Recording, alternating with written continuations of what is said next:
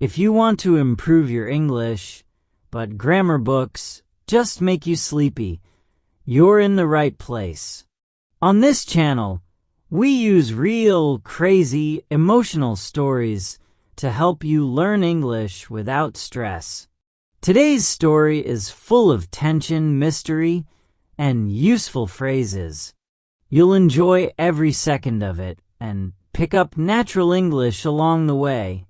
Before we jump in, take a moment to like this video, subscribe to the channel, and hit the bell so you won't miss any of our daily stories. Trust me, you'll want more after this one. Her name was Mia. She was flying to New York for the first time. It wasn't a vacation. It was a dream. She had waited months for this. She had studied the city on maps, watched hundreds of videos, imagined every step she would take from the airport to the subway and into the loud streets of Manhattan. She was nervous on the flight, not scared, just full of energy. It was a long flight from her small town, but she stayed awake most of the time, looking out the window or repeating simple English sentences in her head. When the plane landed, her heart started beating faster. She followed the other passengers through the airport. Signs were in English. Announcements were fast, but she stayed calm. She had practiced for this moment. She stood in line at passport control. When her turn came, she gave the officer a smile and handed over her passport. He looked at it, then looked at her. Then he typed something on his computer. He didn't say much, just asked her to step aside. She was confused. She hadn't done anything wrong. She hadn't brought anything strange. Her bag was clean. Her documents were ready. Another officer came and took her to a small room. It was quiet, cold. There was a desk, 2 chairs, and nothing else. She sat down and waited. 10 minutes passed, then 20. She looked around.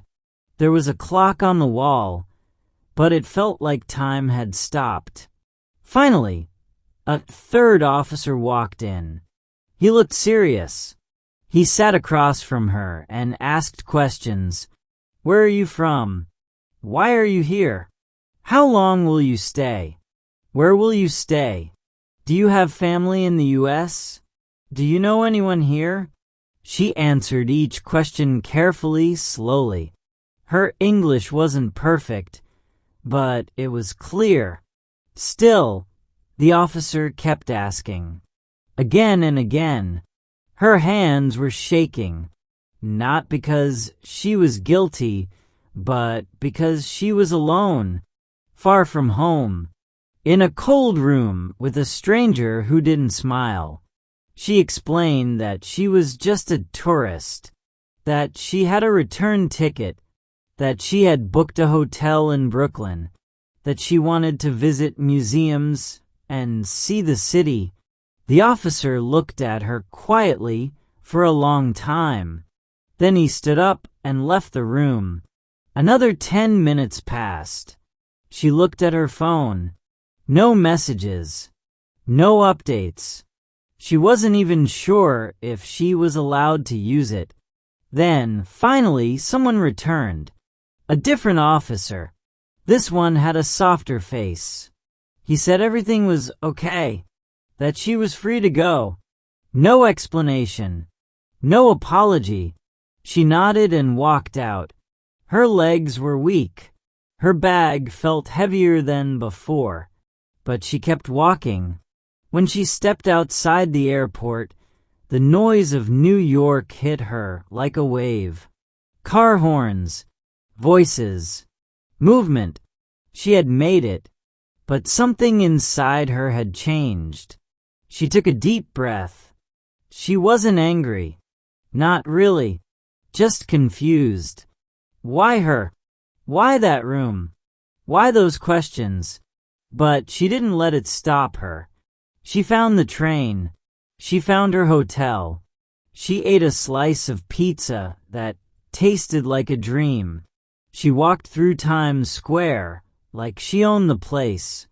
The next day, she visited the Statue of Liberty, took pictures, sent them to her mom.